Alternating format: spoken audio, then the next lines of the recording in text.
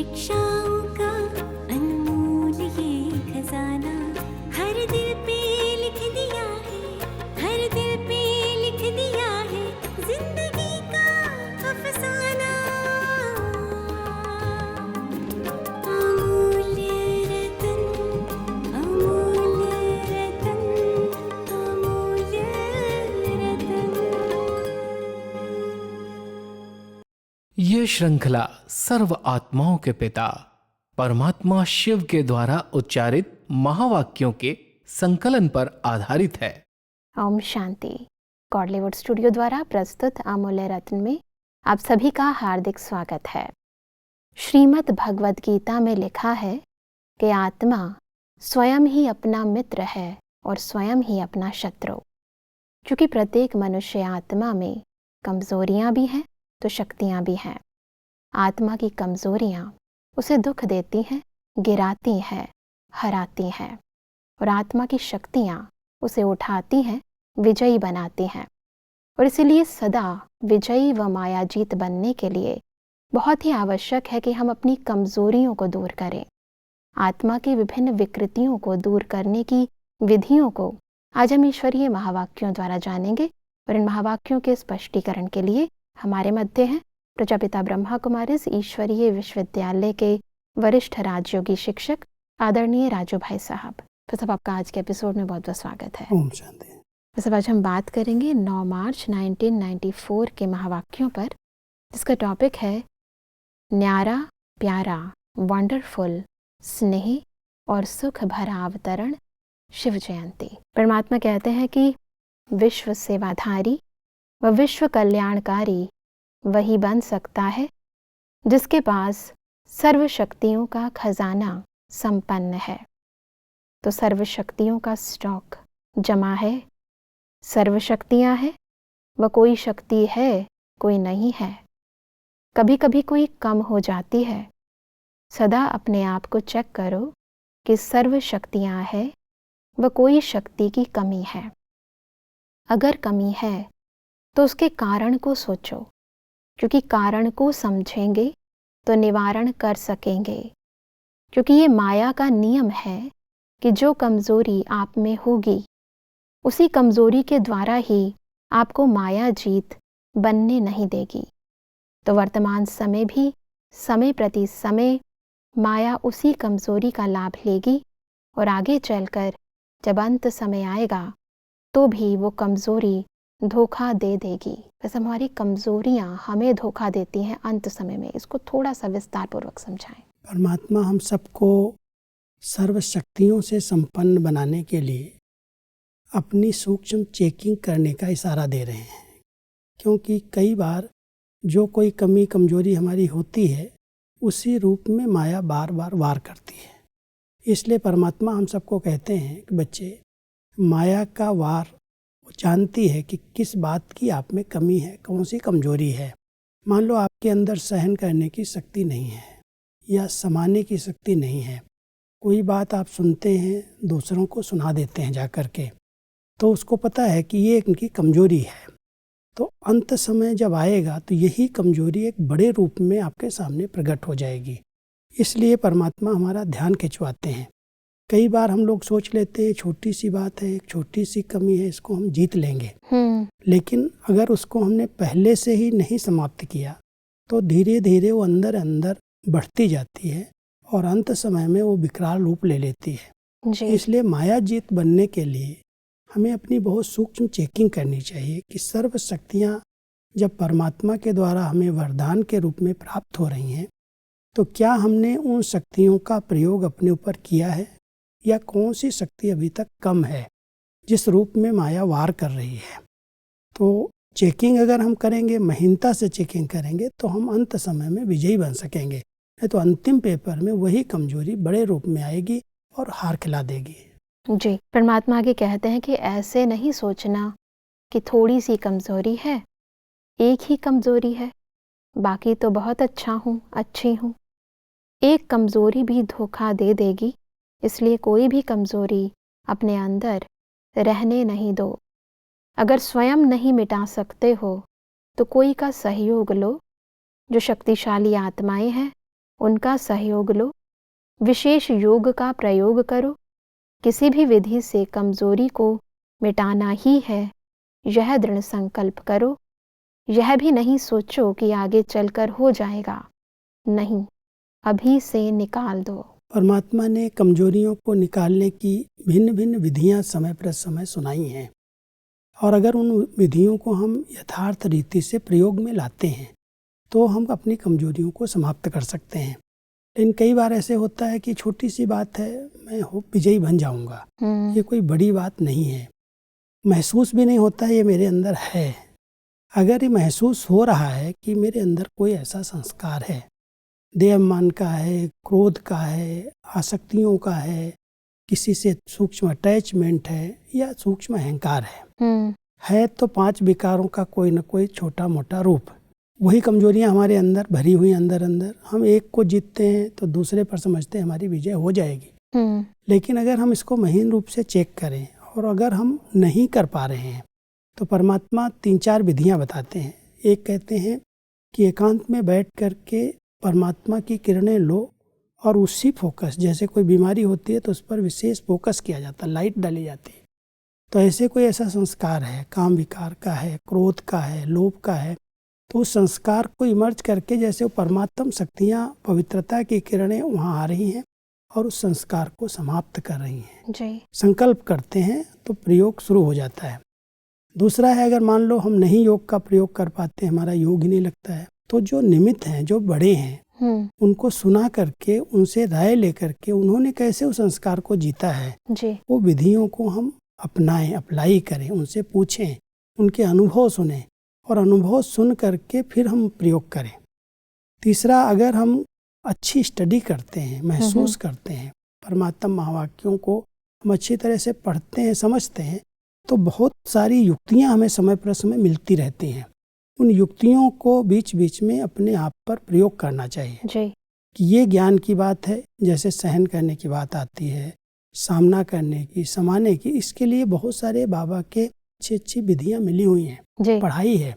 और उस पढ़ाई को अगर किसी ने ध्यान से स्टडी किया है तो जब वैसा पेपर आएगा तो वो पढ़ाई की पॉइंट याद आ जाएगी, मुरली की बात याद आ जाएगी, बाबा ने ये कहा है, उसके आधार से उस पर विजय हो जाएगी। परमात्मा कहते हैं कि आपका स्लोगन है, अब नहीं तो कब नहीं। तो जो करना है वो अभी करना है, क्योंकि बाप संपन्न है और आपका बाप से प्यार है, तो बाप जैसा बनना ही प्यार का प्रैक्टिकल स्वरूप है। जितना बाप से बहुत बहुत प्यार है, इतना ही पुरुषार्थ से भी बहुत बहुत प्यार है। जितना बाप से प्यार के लिए फलक से कहते हो कि 100% से भी ज़्यादा प्यार है, ऐसे पुरुषार्थ के लिए भी कहो। सोचेंगे, करेंगे नहीं, सब कमजोरियां खत्म, गेंगे नहीं। क्योंकि परमात्मा अपने समान हम सबको संपन्न और संपूर्ण देखना चाहते हैं जय।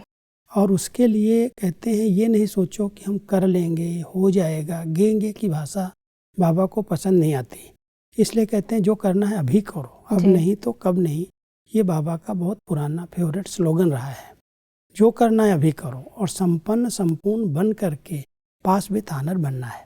तो बाबा अपने बच्चों को पुरुषार्थ के प्रति कैसे स्नेह रखो, कैसे उसमें आगे बढ़ो, उसकी विधियां बताते रहते हैं जी। बाबा से स्नेह तो हर बच्चे का है, सब दिल से बाबा बाबा कहते हैं, लेकिन बाबा का जो स्नेह है वो है बच्चों को संपन्न बनाने से। वो हमें संपन्न संपूर्ण बनाने के लिए आए हैं। तो कहते बच्चे जैसे बाबा से स्नेह में 100% पास हो, उससे भी अधिक मार्क्स ले रहे हो, ऐसे ही पुरुषार्थ से स्नेह रखो। पुरुषार्थ से स्नेह होगा तो जो कमी कमजोरियां हैं तो उनको आप आगे नहीं बढ़ने देंगे, उसी समय समाप्त करेंगे।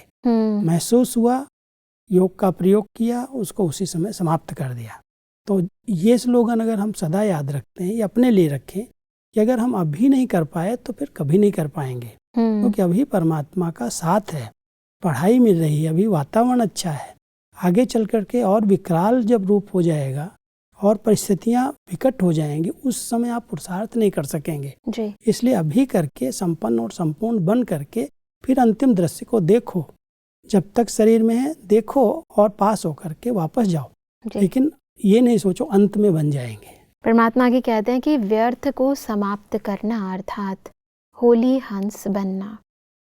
तो व्यर्थ आता है, होली हंस फौरन परख लेता है कि ये काम की चीज़ नहीं है, ये काम की है। तो आप होली हंस होना तो व्यर्थ समाप्त हुआ, क्योंकि अभी नॉलेजफुल बने हो कि अगर अभी संकल्प, बोल या कर्म व्यर्थ गवाते हैं तो सारे कल्प के लिए अपने जमा के खाते में कमी हो जाती है।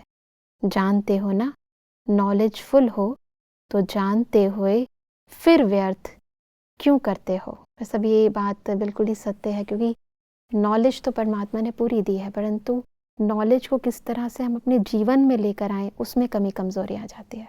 इसलिए परमात्मा हमेशा हम सबका ध्यान खिंचवाते हैं कि संकल्प, बोल और कर्म जो भी आपके चल रहे हैं वहाँ चेक करो कि ये व्यर्थ तो नहीं है। हमने बोल दिया, मान लो हम किसी से बात कर रहे हैं, तो उस बातों का सार क्या है, उसमें क्या फ़ायदा होने वाला है।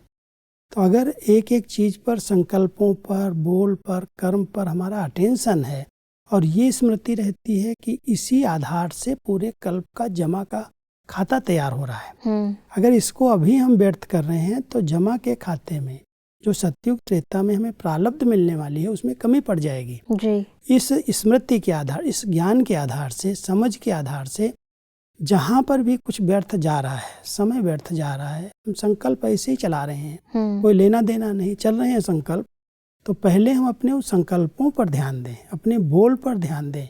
ये बोल बड़े अनमोल हैं, जो आया जब आया बोल दिया, बोलते रहते। ये व्यर्थ बोल हमारी एनर्जी को भी खत्म कर रहे हैं और भविष्य प्रारब्ध का जो जमा का खाता उसमें भी कमी पड़ रही है। अगर इतना टेंशन है तो हम व्यर्थ से बच सकते हैं जी। परमात्मा कहते हैं कि आप हो कौन? राजयोगी। राजयोगी का अर्थ क्या है? राजा होना। तो मन को कंट्रोल नहीं कर सकते। किंग में तो रूलिंग पावर होती है ना, तो आप में रूलिंग पावर नहीं है। अमृत वेले और फिर सारे दिन में बीच बीच में अपना ऑक्यूपेशन याद करो, मैं कौन हूँ, क्योंकि काम करते करते यह स्मृति मर्ज हो जाती है कि मैं राजयोगी हूँ। इसलिए इमर्ज करो, ये नियम बनाओ। अगर अमृत वेले से ही ये नियम पक्का कर लें, बार बार इमर्ज करें कि मैं राजयोगी हूँ, मैं राजा हूँ, तो राजा किस पर राज्य करे? मन के ऊपर राज्य। सबसे बड़ा राज्य उसका है जिसने अपने मन को अपने कंट्रोल में कर लिया। तो किसी के अंदर बहुत सारी बातें पहले संकल्प में आती हैं, और जब संकल्प बीज के अंदर ही व्यर्थ आ जाता है तो बोल और कर्म में भी व्यर्थ आ जाता है। इसलिए परमात्मा हम सबको कह रहे हैं कि जब कर्म में सारे दिन के अंदर आप कार्य व्यवहार में आते हो तो बीच बीच में इस स्मृति को इमर्ज करो कि मैं राजयोगी हूँ, मैं राजा हूँ। मुझे अपने आप पर कंट्रोल करना, अपने संकल्पों पर अपने कंट्रोल करना है, अपनी बुद्धि पर अपना कंट्रोल करना है। तो जब कंट्रोलिंग पावर आएगी तब कहेंगे हम राजा हैं या राजयोगी हैं। बिल्कुल। इसके लिए बार बार अपने आप से बातें करनी है, अपने आप को समझाना है, क्यों भटक रहा है, किधर जा रहा है, तुझको क्या चाहिए। जब सब प्राप्तियां संगम युग पर हो गई हैं तो तुम किसके पीछे भाग रहा है। अगर हम अपने आप से बात करते हैं तो बात करते करते मन की चंचलता शांत हो जाती, समाप्त हो जाती है। बिल्कुल। इसलिए इसकी प्रैक्टिस करने के लिए परमात्मा इशारा करते हैं जी। और इसलिए परमात्मा कहते हैं कि राजयोगी की सीट पर सेट होकर रहो, नहीं तो चलते चलते कर्म में बिजी होने के कारण योग भूल जाता है, सिर्फ कर्म ही रह जाता है। लेकिन आप कर्म योगी कंबाइंड हो। योगी सदा ही रूलिंग पावर, कंट्रोलिंग पावर में रहे, फिर राजयोगी डबल पावर वाले कभी भी व्यर्थ सोच नहीं सकते। तो अभी कभी नहीं कहना, सोचना भी नहीं कि राजयोगी वेस्ट कर सकते हैं। अगर ये स्मृति रहती है कि हम राजयोगी हैं और कर्म करते ये स्मृति रहती है, क्योंकि कई बार हम सेवाओं में, कर्म में इतना बिजी हो जाते हैं जो योग भूल जाता है। परमात्मा कह रहे हैं योगी लोग भी अपने आप पर कंट्रोल रखते हैं, बोलने पर, सोचने पर, खाने पर, हर बात पर उनका अपना कंट्रोल रहता है। और आप तो राजयोगी हो, डबल हो, राजा हो, तो राजयोगी बन करके जहाँ भी व्यर्थ जा रहा है उसको कंट्रोल करो, नहीं व्यर्थ सोचना है, नहीं व्यर्थ बोलना है। तो जब व्यर्थ पर आपका कंट्रोल हो जाएगा तो कर्म योगी बन जाएंगे, बैलेंस रहेगा। और कर्म करते हुए अगर योग है तो कोई भी व्यर्थ संकल्प बोल कर्म हो ही नहीं सकते। तो ये व्यर्थ से बचने की भिन्न भिन्न युक्तियां हैं। जी, आगे बढ़ते हैं। तो परमात्मा कहते हैं कि प्योरिटी की रॉयल्टी ब्राह्मण जीवन की विशेषता है। जैसे कोई रॉयल फैमिली का बच्चा होगा तो उसके चेहरे से, चलन से मालूम पड़ता है कि यह कोई रॉयल कुल का है। ऐसे ब्राह्मण जीवन की परख यह प्योरिटी की झलक से ही होती है, और चेहरे व चलन से प्योरिटी की झलक तब दिखाई देगी जब सदा संकल्प में भी प्योरिटी हो, संकल्प में भी अपवित्रता का नाम निशान ना हो। ब्राह्मणों की ये सबसे बड़ी विशेषता, परमात्मा समय प्रसमय हम सबका ध्यान खिंचवाते हैं। जी, ब्राह्मण माना जो संपूर्ण पवित्र हैं, जिनके संकल्पों में भी अपवित्रता नहीं है। जब संकल्प हमारे बहुत शुद्ध हैं, पवित्र हैं, तो वो चेहरे से झलकते हैं, दिखाई देते हैं, हाव भाव से पता चलता है कि ये बहुत पवित्र आत्मा है। तो परमात्मा कहते हैं जैसे वो रॉयल घराने की आत्माएं, उनके चेहरे से, उनके चलने से, उनके व्यवहार से पता चलता है ये कोई साधारण नहीं है, कोई राजाई घराने के हैं। जी, ऐसे ही आप राजयोगी बच्चों के, ब्राह्मण बच्चों के चेहरे से दिखाई दे कि ये पवित्र आत्माएं हैं, ये ब्राह्मण आत्माएं हैं। तो जब हमारे संकल्प बड़े शुद्ध और पवित्र हो जाएंगे, संकल्प में भी अपवित्र विचार, किसी के प्रति व्यर्थ विचार भी नहीं होंगे, तो हमारा चेहरा बताएगा कि ये बहुत ऊंची पर्सनैलिटी वाले हैं। जी, ब्राह्मणों की जो पर्सनैलिटी है वो शरीर की पर्सनैलिटी नहीं है, उनके चेहरे पर वो जो रुहाब है, जो रूहानियत है, वो पवित्रता की पर्सनैलिटी है, वही उनके चेहरे से दिखाई देती है। परमात्मा इसीलिए कहते हैं कि पवित्रता सिर्फ ब्रह्मचर्य व्रत नहीं, लेकिन प्योरिटी अर्थात किसी भी विकार अर्थात अशुद्धि का प्रभाव ना हो। तो जब हम कहते हैं कि अशुद्धि का प्रभाव ना हो, तो इससे क्या तात्पर्य है? अशुद्धि का प्रभाव माना कभी कभी जैसे बोल में अहंकार दिखाई देता है, बड़ा रोब दिखाई देता है, तो पवित्रता केवल ब्रह्मचर्य व्रत नहीं है। जी, लेकिन मान लो आज आपके बोल में कड़वाहट है, कोई ऐसी अंदर बातें अंदर अंदर किसी के प्रति नेगेटिव भरी हुई हैं और बोल रहे हैं आप, तो जैसे वो प्रभाव अशुद्धि का आपके चेहरे से, आपके बोलने से, आपके हर कर्म से दिखाई दे रहा है। जी, परमात्मा हम सबका ध्यान खिंचवाते हैं कि बच्चे पवित्र तो मान लो हो गए, ब्रह्मचर्य व्रत का आपने पालन कर लिया, लेकिन कोई भी विकार आपकी दृष्टि से, आपके बोलने से, आपके हाव भाव से अगर प्रकट हो रहा है, अहंकार दिखाई दे रहा है, रोब के, गुस्से के बोल दिखाई दे रहे हैं, बड़े जोश में आकर के आप बोल रहे हैं, सत्य समझ करके सभ्यतापूर्ण अगर आप व्यवहार नहीं कर रहे हैं, तो ये भी एक अशुद्धि है। जी, अगर आपके व्यवहार में भी सभ्यता नहीं है, रॉयल्टी नहीं है, तो क्या कहेंगे? ये इम्प्योरिटी है, ये विकार है।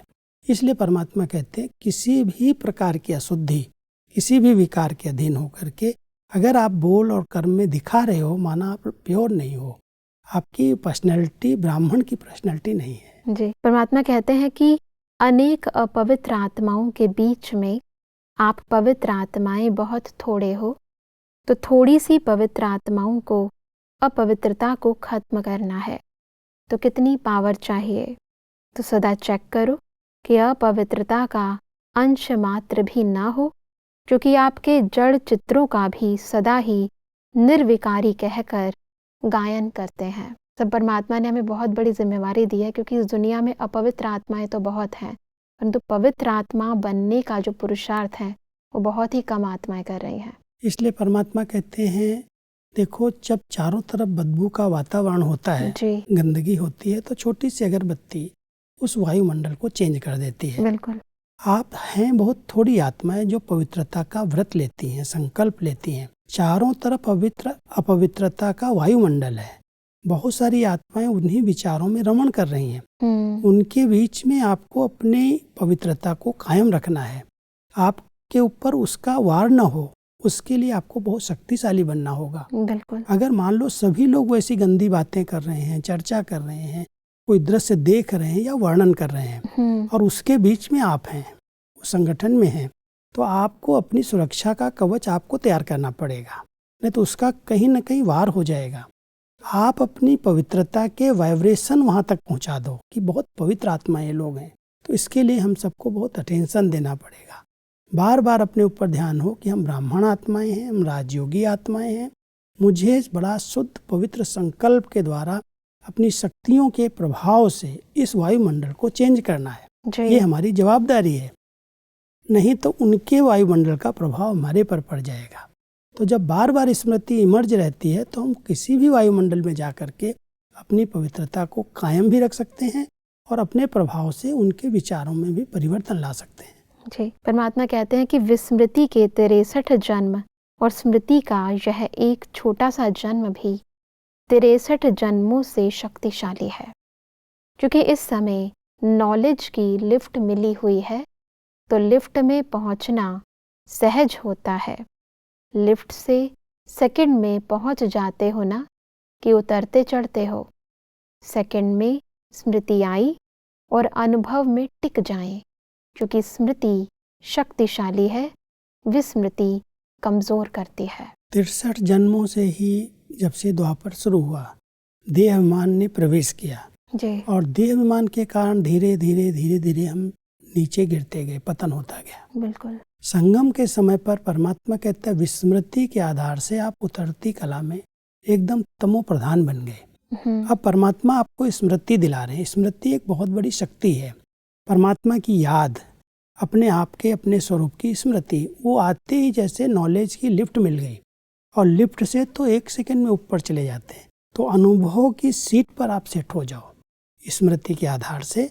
तो जो उतरते चढ़ने का खेल कर रहे थे, बार बार नीचे आए फिर ऊपर चढ़े, उससे आप छूट जाएंगे। परमात्मा कहते हैं कि हर कल्प में स्मृति स्वरूप बने हैं, अभी भी बने हैं और हर कल्प में बनते रहेंगे। कितने कल्पों का अभ्यास है, अनेक बार का अभ्यास है ना, अनेक बार किया है ना कि नई बात है।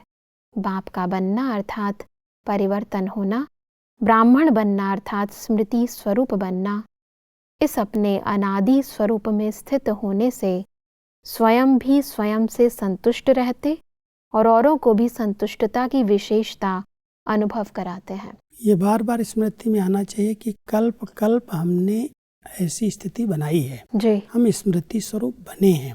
तो जब अपने अनादि स्वरूप की स्मृति रहती है कि मैं पवित्र आत्मा इस चक्र के अंदर पार्ट बजाने के लिए आई थी और फिर से उस स्टेज को मुझे प्राप्त करना है, और आपके अनादि आदि संस्कारों में पवित्रता है, उन संस्कारों को इमर्ज करो और उस स्मृति के आधार से आप विजयी बन जाओ। जो बार बार हार और जीत का खेल चलता है उससे आप मुक्त हो जाएंगे। परमात्मा हम सबको ऐसी विधियां बता करके आत्मा को संपूर्ण पावन बना रहे हैं। बिल्कुल भाई साहब, आज हमने बहुत ही सहजता से समझा कि कैसे हम अपनी अंदर की कमजोरियों को दूर करें और कैसे संपूर्ण पवित्र बने। सब स्पष्टीकरण के लिए आपका बहुत बहुत धन्यवाद। ओम शांति। दर्शकों, आज के महावाक्यों में परमात्मा ने कहा कि मायाजीत बनने में सबसे बड़ा विघ्न हमारी अपनी ही आंतरिक कमजोरियां हैं। अतः हमें समय से पूर्व इन्हें सहयोग से या फिर विशेष योग से संपूर्ण रीति मिटाना है। परमात्मा ने कहा कि हमें राजयोगी की सीट पर सेट होकर व्यर्थ को सदा के लिए खत्म कर देना है।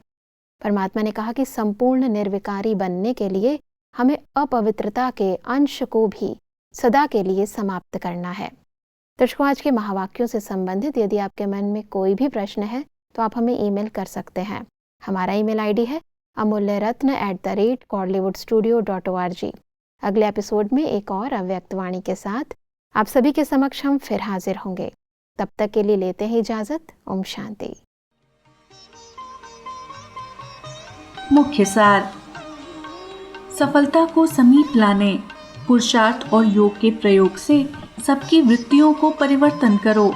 कमजोरियों को मिटाने के लिए अगर स्वयं नहीं मिटा सकते तो जो शक्तिशाली आत्माएं हैं उनका सहयोग लो। विशेष योग का प्रयोग करो। किसी भी विधि से मिटाने का दृढ़ संकल्प करो। जो बाप के प्यारे हैं उनके जीवन में हर समय प्यार है। ब्राह्मण जीवन की परख प्योरिटी की झलक से ही होती है। विश्व सेवाधारी वही बन सकता है जो सर्व शक्तियों के खजानों से संपन्न है। बाबा कहकर याद करने और मेरा बाबा कहकर याद करने में फर्क पड़ता है। अधिक जानकारी के लिए संपर्क करें अमूल्य रतन गॉडलीवुड स्टूडियो, मनमोहिनी वन, Shantivan post, Abu road, 307510, district Sirohi, Rajasthan. Email ID है amulyaratn@godlywoodstudio.org। इस श्रृंखला को प्रजापिता ब्रह्मा कुमारीज ईश्वरीय विश्वविद्यालय के सेवा केंद्रों पर क्लास में नियमित रूप से चलाने के लिए गॉडलीवुड स्टूडियो से संपर्क करें।